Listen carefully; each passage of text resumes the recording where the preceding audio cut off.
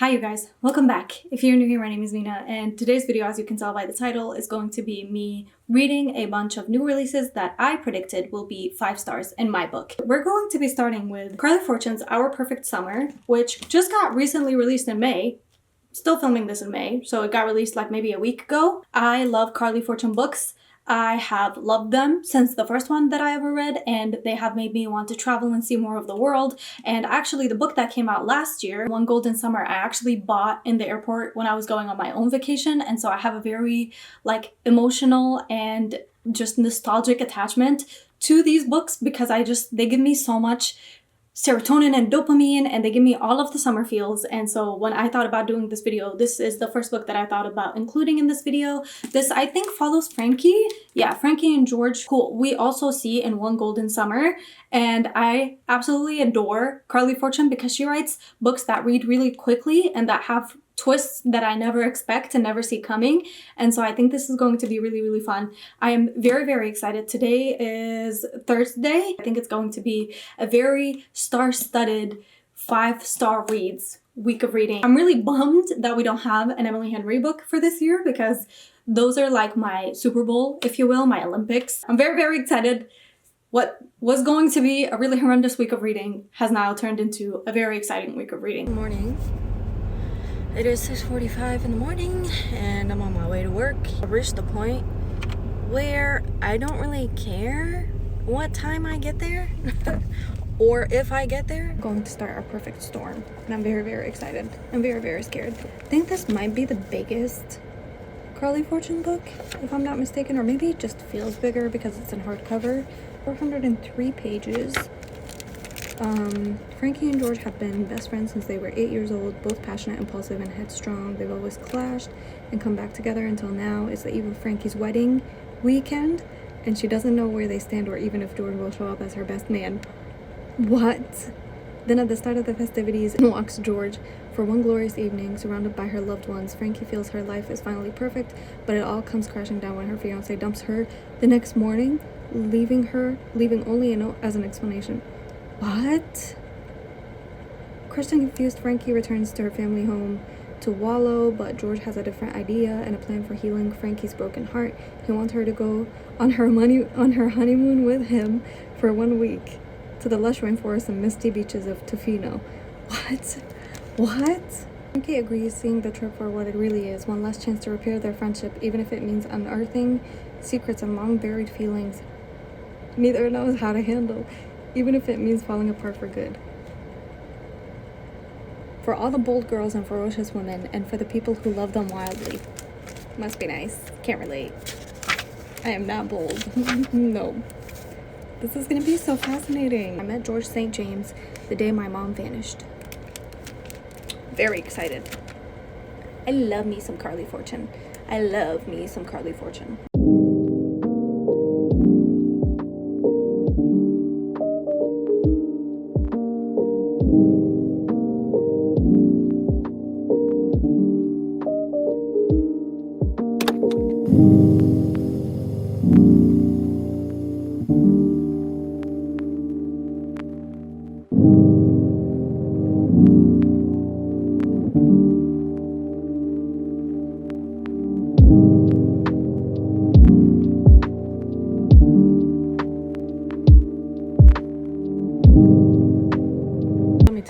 I completely understand why Nate, Frankie's fiance, dumps her the next day or doesn't like George, because first of all, they have each other's names tattooed on their ribs respectively, respective ribs.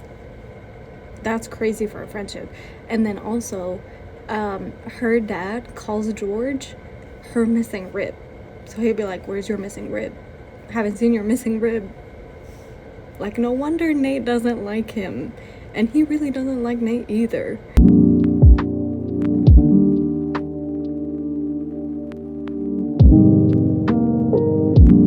Frankie just turned 30, or she's 30 years old when she's getting married.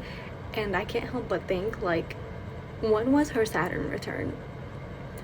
Sure, I know it happens when you're 28, 29 years old and then ends around your 30s. But is this Saturn telling her get your shit in order.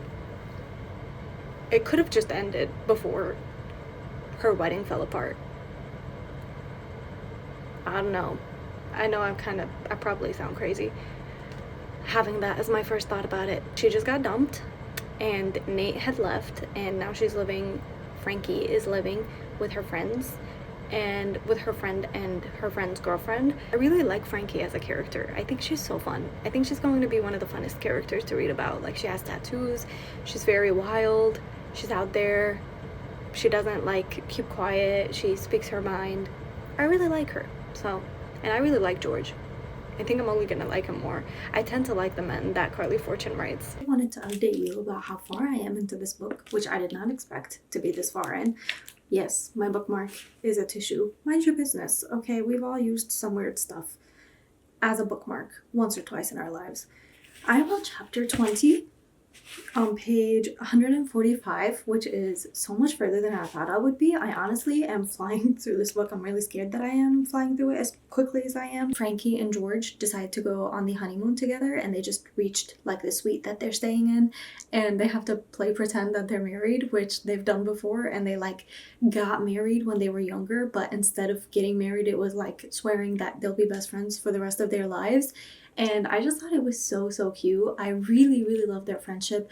If there's one thing I love about a romance, is when the two main characters are friends first and foremost before they become lovers, and especially when it's done in a second chance romance type beat, like when they do something that kind of ruins the friendship and then they meet up again. That's my favorite type of genre, and when it's done right, I really love their friendship. You can see how much they care for each other, how much they feel for each other, how much history there is in between them, and like the little inside jokes, the little like things that they remember about each other. I really love George as a character, and I really love Frankie as a character, and I love them together. I love their friendship. It's so fun and like playful and not at all serious, but it's serious when it needs to be, and I love that. And I'm really interested to see what Nate says the reason is for like breaking up with Frankie the day before their wedding. They did meet for him to like apologize to her and like give her closure and to tell her that she should go on the honeymoon, but he doesn't tell her why he left her.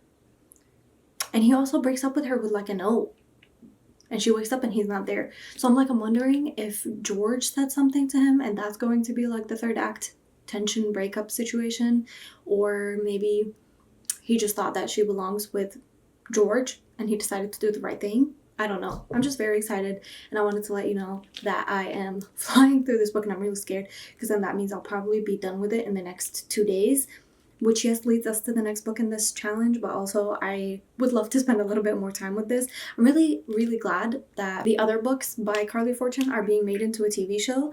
I feel like that's the only TV show adaptation by Amazon that I'm excited for out of everything else that's being adapted right now, because everything else looks atrocious and horrendous. And don't even get me started on the Gus casting. If you're a book girly, you know. Let's grieve together for a second. I feel like the Carly Fortune show is like the one thing that I'm excited for when it comes to like TV adaptations, and that's it. Everything else looks trash. So yeah, I have eaten, I did my run, I showered, I dried my hair, I have been watching some YouTube for a little while, and now I think I'm just gonna lay in bed and be on my phone for a little bit, and then I'll probably pick the book back up again tomorrow and maybe read a little bit more, and maybe listen to the audiobook a little bit. Like maybe I'll go on a walk and listen to the audiobook or something, because it's supposed to be a little like warmer tomorrow. It's been kind of cold in the mornings, but tomorrow's gonna be like 80 degrees, so I don't know. Maybe like I'll make a matcha and like sit outside and listen to the audiobook while I color or something. I'm very excited for that. But yeah, that's where I'm at. I'm just gonna lay down in bed for a while. My cat is eating, so if you can hear her crunching and munching, that's who's responsible.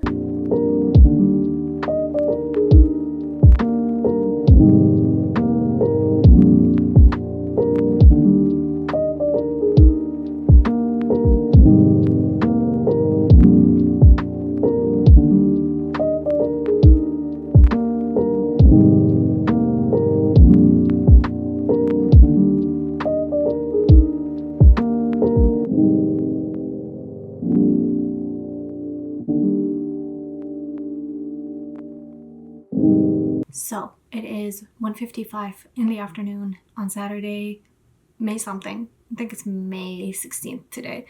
And I spent my morning basically just moving a bunch of stuff off my phone because I ran out of storage on my phone.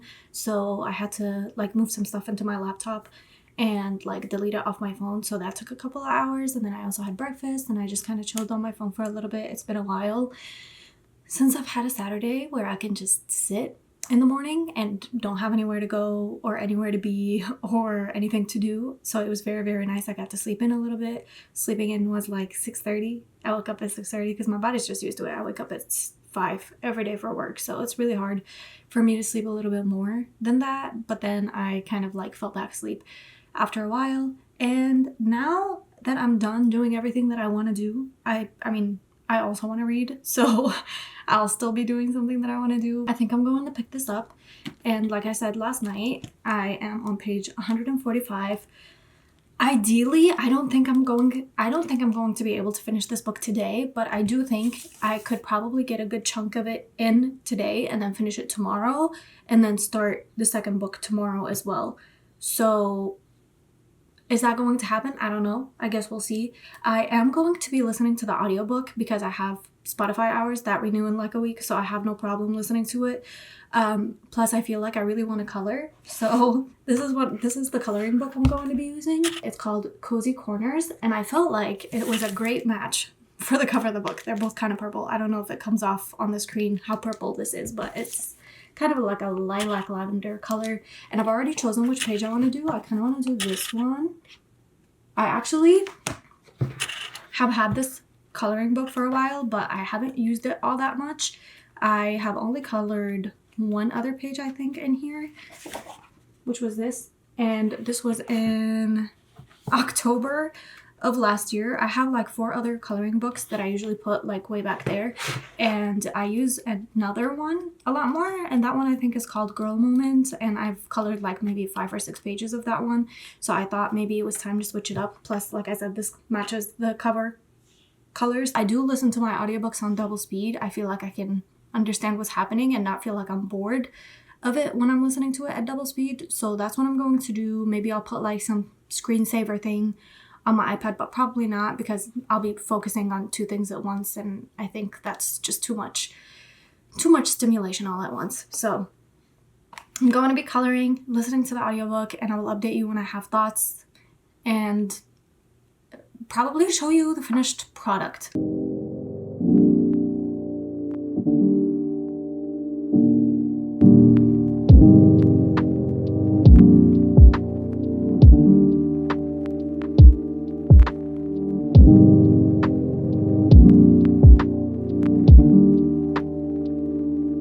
I really want to say that whoever narrated this audiobook did a really great job. I'm trying to see if it tells you. It should, right? It's narrated by a woman and a man. So like when it's George, it's a man narrating, and then when it's Frankie, a woman is narrating. So AJ Brittle and Jack Copland, they did a really great job.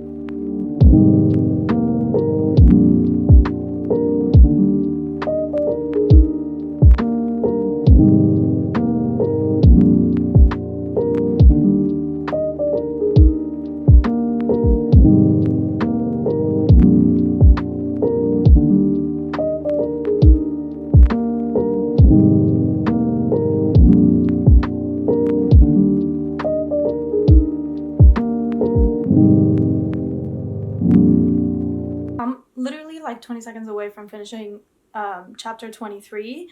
Oh my god, I'm having the best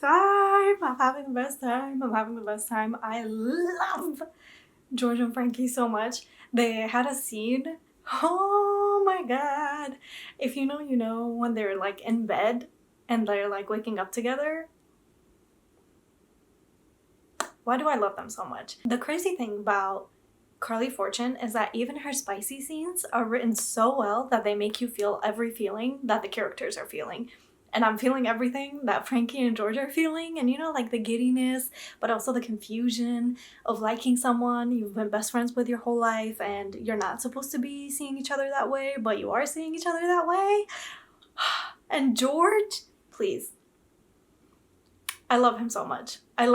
He is that guy. My coloring is going well as well. This is what I have so far. It's not far. I don't think I'm gonna finish this today. I'm having a grand old time. I'm going to listen to more of it.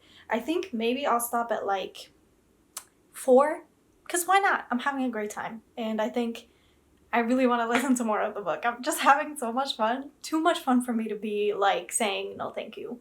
And I'm gonna stop right here. I need to know more. I need to ingest as much of the story as I can manage today.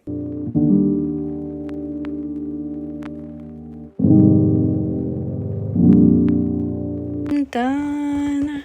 It's not perfect, obviously. And I also don't know why I decided to go for like vermilion walls and like orange floors. I don't know. I don't know how I feel about it. But it's kind of different from what I usually do, so. It is 3:50 p.m. and I finished my coloring just now, and I am now on chapter 31. So in total, I think I read 10 chapters. I'm 57% into the book. I have like about 4 hours and 40 minutes left. I don't want to finish this book. I really don't want to finish this book at all. I think it's definitely going to be a 5-star read. There is a lot of miscommunication, which I know I trashed. Please don't go because of the miscommunication trope. But with this one, like, I get the miscommunication. There's a reason for the miscommunication. It's because they're best friends, so they don't really want to do anything that could potentially ruin the friendship. But then Frankie goes and does something so stupid and says something so stupid that is like, it gets him so mad. And that scene, I'm going to be thinking about that scene probably for a while. He is that guy. He is so, he's so delicious. I love him so much. Frankie is a bit emotionally constipated, but I don't understand why. Like, she did just get dumped the day before her wedding, and she doesn't know how George feels. But, like, I wish he would just tell her. I wish he would just tell her. And I know why he's not telling her. Obviously, he's kind of scared to tell her why he does the things that he does and whatever. But, my God, am I enjoying it so much. I feel like I haven't read a 5-star book in such a long time that this feels like a treat. It feels like I'm having a cheat day after being on a diet for, like, a year. So you do with that information what you will. But I'm going to read a little bit more. I honestly don't know when I'm going to stop. I think maybe I'll read to page... I honestly don't know. I did say I would read until 4 o'clock. And the chapter I'm on has like 12 minutes, so 6 minutes with the double speed that I'm reading. So maybe I'll stop after this chapter and then pick it up later. But I honestly don't know, because I did say that I would like to watch a movie. So maybe I'll stop after the next chapter. And then if I have time, I'll read it again, or I'll just leave it until tomorrow and finish it till tomorrow, because I'm on page 232. I was going to stop on page 300, which is not a lot, and I think I'll probably get there by like, it's only two chapters. Oh, it's like 10 more chapters. So it would be like an hour more of listening to the audiobook, and then I'd have like 100 pages left for tomorrow. But either way, I think I'll be finishing it tomorrow. So I'm not really worried about it, and I'm not stressed out about it. So maybe I'll read until my phone charges to 100%, because right now it's at like 93, which gives me like half an hour, I think. So yeah, that's where I'm at.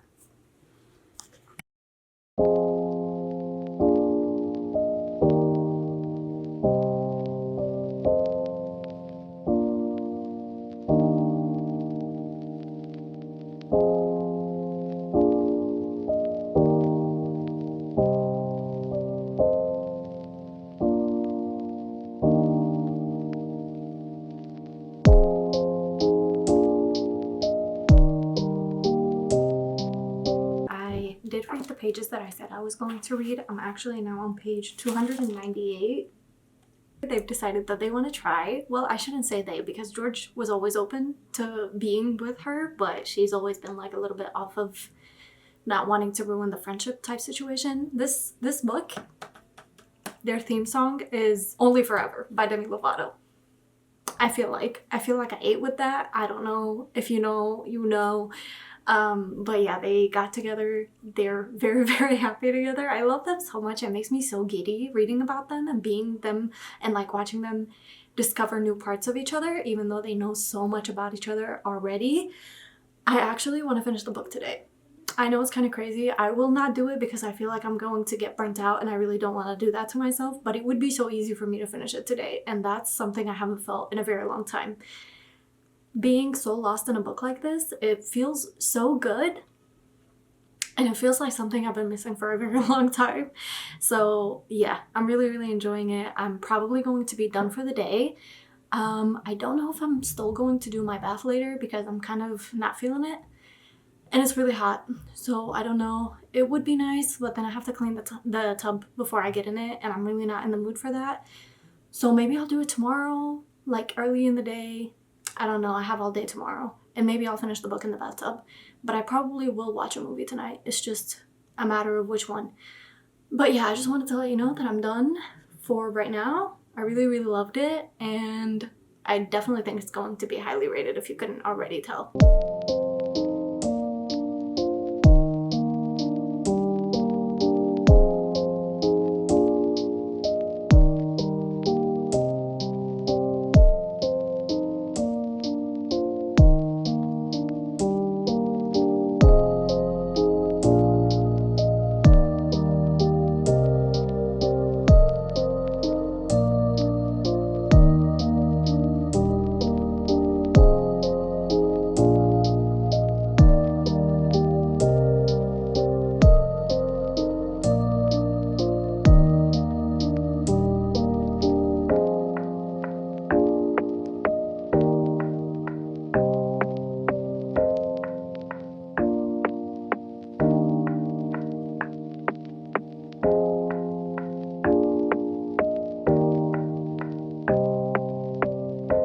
I just got out of my shower, or my bath, I guess. It was really, really nice. I had this like orange scented bath bomb. It kind of hit, I'm not gonna lie.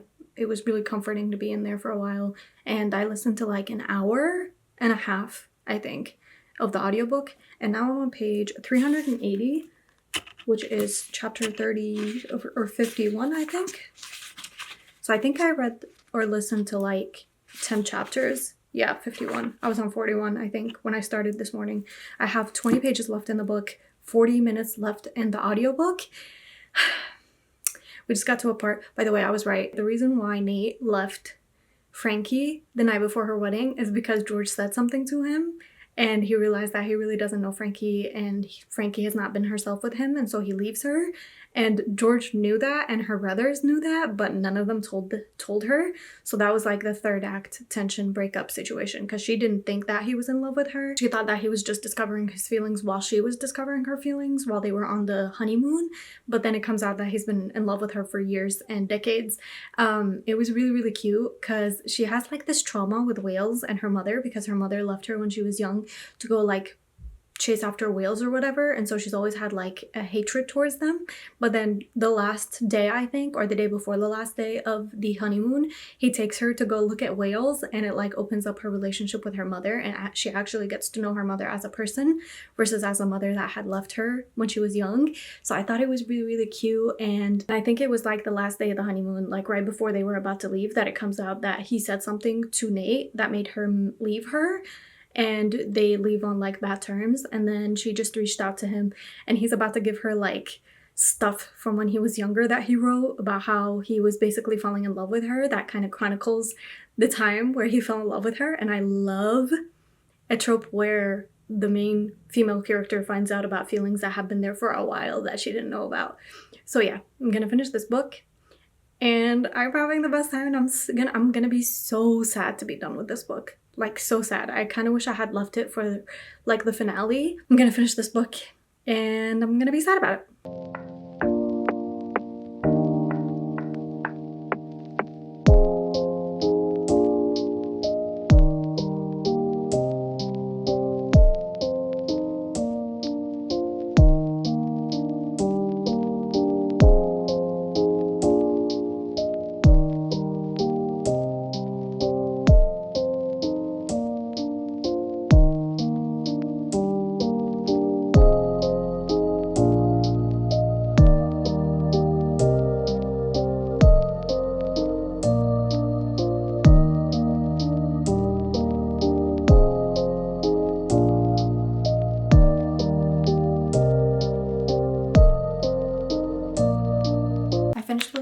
storm, and as I've been saying a million and one times, I'm going to give it a good old 5 stars because it deserves it. I really, really loved Frankie. I really, really loved George. I loved both of their families, and I really liked the way that their relationship didn't come from just lust and want and like an insta-lust type situation, and that they actually knew each other. So one thing I really, really adore about books when they're a romance is if the two characters are friends first, because it really shows you that they really got to know each other first before there was any romantic intention between them. And I think it just deepens the relationship a lot more. And I think it creates a more believable relationship in my eyes. I think it creates a deeper bond and a deeper connection and something that feels stronger than if it were just to start as a relationship. Not to say that I don't like enemies to lovers or rivals to lovers or anything like that, but I think probably my favorite is like a second chance romance, best friends to lovers type situation, because it always tugs on my heartstrings. And I just love Frankie and I love George and I love them together, and I really, really enjoyed it. I did see that a lot of people are having like mixed like thoughts about this. I saw on the Goodreads when I went to go give it a rating that a lot of people actually DNF'd it and gave it like lower ratings, and that this is their least favorite Carly Fortune book. Thankfully that wasn't my experience. I love Carly Fortune. I think she's definitely become one of my most anticipated authors and like my auto buy, auto read authors for me, because I just love the way that she tells a story, and all of her characters feel very real and very three-dimensional and very like full of depth. They feel like real human beings. So 5 stars. I can't believe we're done with the first book in this video. Let's talk about the second book that I'm going to be reading, which is probably something very expected. It's going to be this one, which is King of Gluttony. This one's by Anna Huang, and this is the 6th book in the Kings of Sin series. I love this series. It's like it's actually, believe it or not, this is the first series that I read of Anna Huang. I didn't read the Twisted series first. I read this one first, and at the time there was only 3 books that were out, and I read all of them on my iPad in like a November, like 4 years ago or 3 years ago, and I just adored it so much. And then I went into the Twisted series. When I found out that this one was going to be released this year, it was definitely on my most anticipated releases of the year. The only problem is that there's so many characters, and I really don't remember any people that we've, like, I remember the stories and I remember which ones I like more than the others. Like the one that came before this one, I was kind of okay with. I liked it, but it wasn't like my favorite of the series. Some of them are more memorable than the others, and also Anna Huang is just such a boss for releasing so many books a year. Like, I don't know how she does it. She's like a superhero. She releases like 2 books a year every year. Like she released this one now, and then she's releasing a Gods of the Game book later in the year in October. And then I think the last book of this series or the next book in this series is coming out next year. So I just think she's incredible for being able to write so much. Like, she's running out of time. Okay, Hamilton. The tagline is, she's his greatest rival and his greatest weakness. Ooh, I'm so excited. Okay, handsome, talented, and beloved by almost everyone, Sebastian Laurent is used to being on top, the heir to a culinary empire. His sharp instincts and effortless charm have made him a legend. What people don't see are the demons lurking beneath his golden boy facade. There's only one person who's come close to knowing the real him, Maya Singh, his childhood rival and secret obsession. I love a rivals to lovers story. I love a rivals to lovers story. This is going to be really, really fun. I always read these very, very quickly, so I'm not even worried that this book is 416 pages. I think I'll probably be able to finish it in like 2 days. I'll see you when I pick it up. Very excited. This is going to be a great week of reading, as I've said multiple times by now.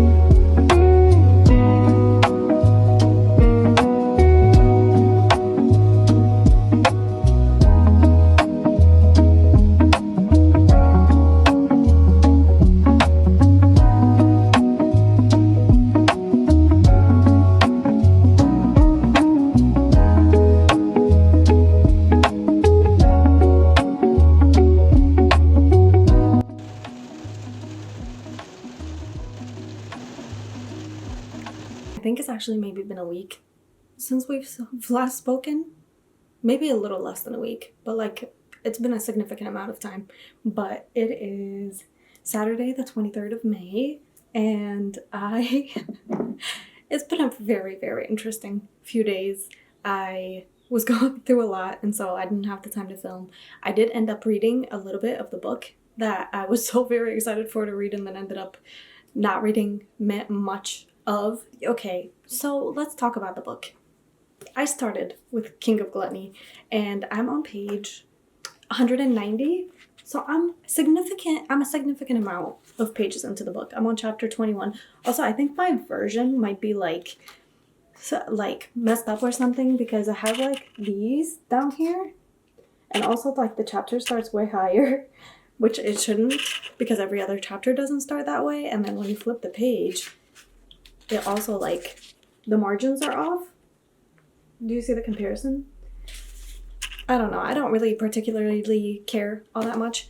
But yeah, this was the only one that I actually pre-ordered like for purchase myself. Usually I'll read the library copy and then I'll buy my own version, which I have all of them somewhere on that shelf.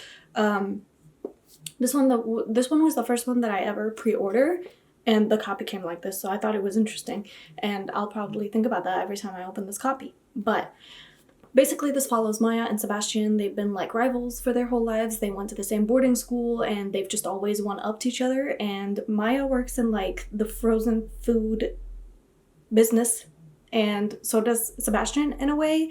And they both end up, they like really can't stand each other. They can't stand to be in the same room together. And then both of their families, because their families are like close friends, they do this collaboration where both of their companies have to work together, and Maya and Sebastian are in charge of the entire thing, where they have to come up with a whole line of like frozen foods, I guess. And Sebastian wants to be like a chef, but his parents don't really want him to be a chef. They want him to, well, his dad mostly wants him to like stay as a like business side versus the culinary side, but he really wants to be a part of the culinary side. And so basically he just convinced his father, because the chef got pulled out of the entire thing because he got a DUI. Sebastian is like, if I create a really good line, can I be a part of the culinary side of the business? And he like drafts up a contract. I like them. They're not my favorite couple. I think it's always going to be probably Alessandra and is it Dominique? I think they will probably always remain my favorite couple. Maybe Vivian and Dante also. I really like them as well. They're not my favorite couple.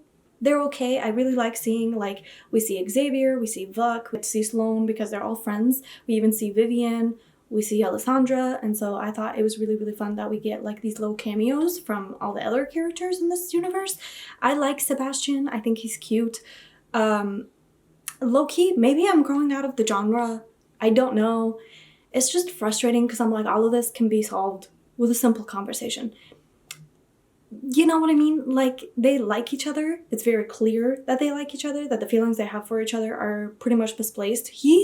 Sebastian, like, has feelings for her. He gives her presents that are thoughtful. He talks to her kindly, and she's, like, stuck in her head about it and stuck in their ways. And so she doesn't see him as anything more than a rival. And also, she's working with her parents, who are trying to get her to get married because she's a POC and she's a woman and she's in her 30s and she has no prospects. And so if you are one of those, then you understand why her family is trying to get her to get married. And so she's going on all these dates and they keep not going well. And so her parents are like, if you don't find someone within the next year, then we're going to pick someone for you, and it's going to be in an arranged marriage. And so she's also working through that while working with Sebastian, and they kind of like avoid each other because they're starting to feel towards each other, and they get stuck in the woods one night where they have to like share a car, and she thinks that he died because she wakes up and he's gone, and like she freaks out.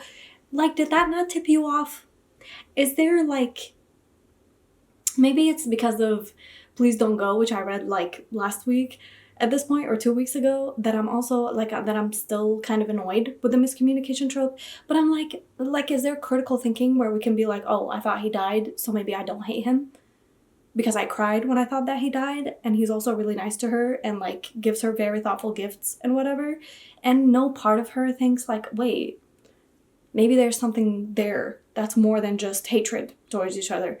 I don't know. Like, they're adults. You're in your 30s. And you can't have a critical moment where you're thinking to yourself, maybe let me assess this feeling that I thought I've been having since I was like 15. And maybe it could be different. You know? So yeah, it's not my favorite. And also, it's also not my favorite because this is the longest it's ever taken me to read a book in this series. Usually I fly through them in like 2 days, and I told you guys that. I've been reading this one for like 6 days.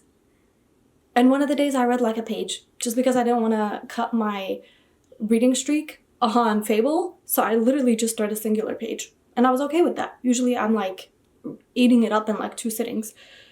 So I don't know. I really want to say that I'm going to finish it today. I'm going to put my mind to it. I think I have a lot more than 50%, maybe 60% of the book left to finish. But I am going to try to finish this in the next 2 days.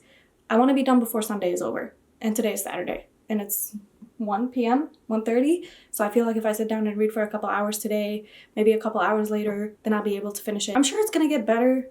I just want to get to it already. I don't know why the plot is taking forever to start. I'm also like, I have no stakes on the plot. I'm like, okay, I know she's not going to get like put in an arranged marriage because he's going to pull his head out of his ass and he's not going to let it happen. And so I'm like, can we just get to it type beat? I don't know. Maybe I need a break from the genre.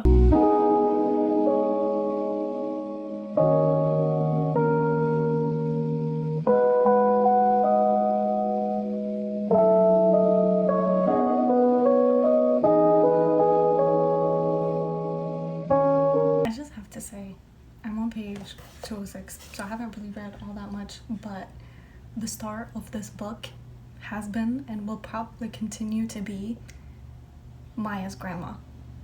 She's like, I just know she's already rooting for them to be together, because every time like something happens and they're in the same room at like an event or something, she always sends out Sebastian to go find like a missing jewel or whatever, and it just happens that Maya is at that place where the missing jewel is. So like I see her and she's a star. Finally, thank you. This is the honesty I like to see. This is what I need. I feel like a lot of these pages are like out of the printing like correctly, because it's happened like, see what I mean? And then it happens again here. So I'm like, what is happening here? Who is losing their job over this?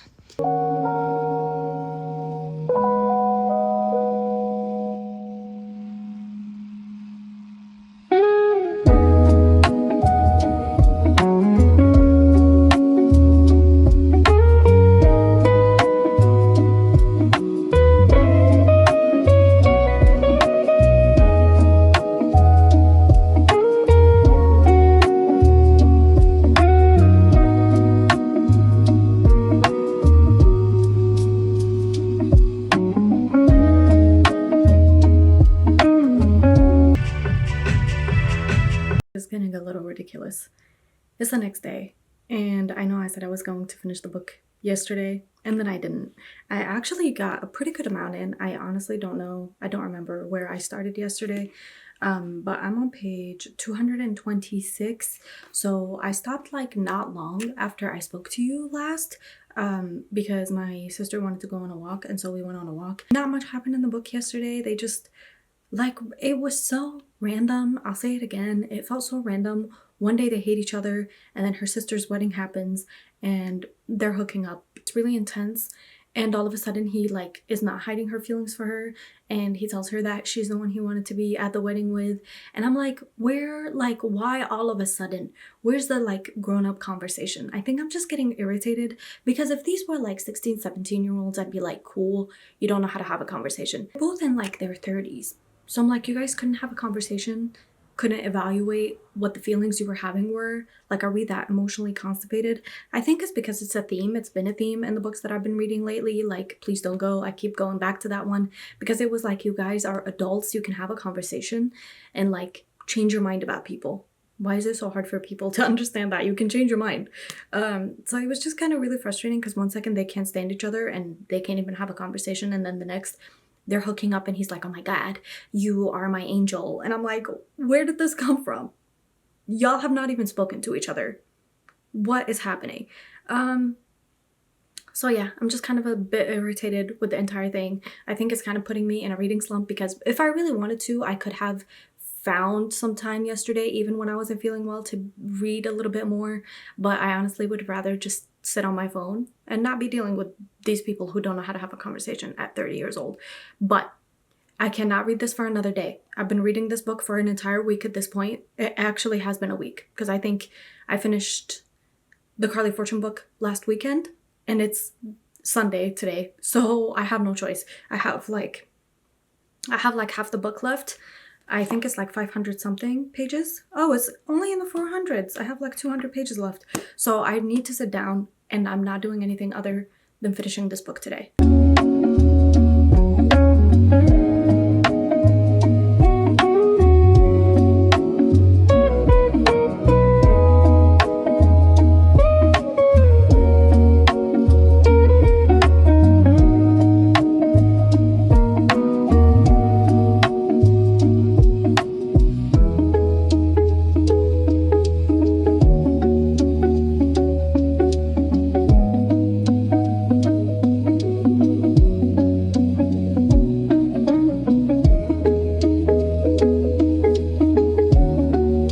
There's a letter, guys.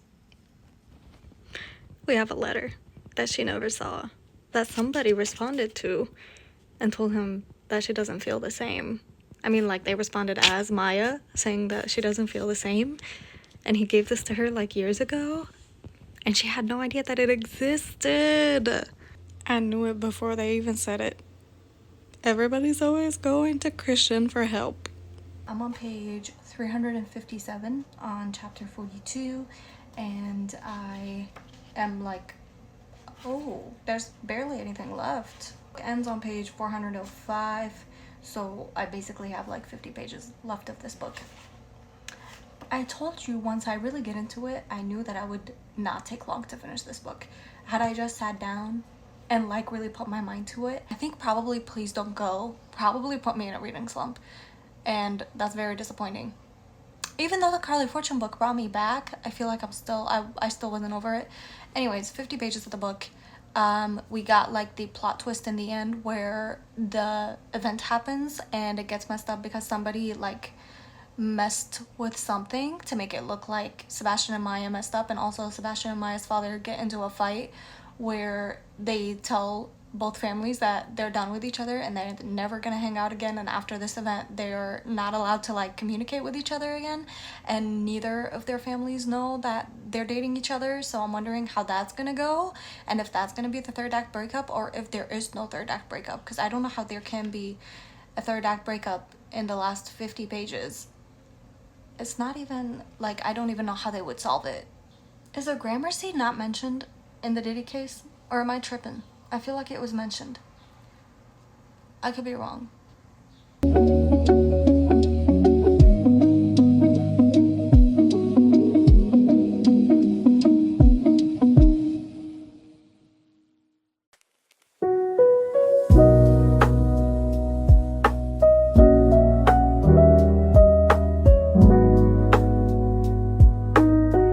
I'm finished, and I'm giving this one a 4 stars, but it's a very tentative 4 stars. I don't really know how I feel about it just yet completely, because I feel like it was very, very rushed, which when I rated it and when I went on the reviews for the book, actually a lot of people said that they agreed that it was rushed and that it felt rushed, and it felt like it was missing something. For some reason, it didn't feel like the way that an Anna Huang book usually feels. It just felt like it was missing something and it felt very rushed.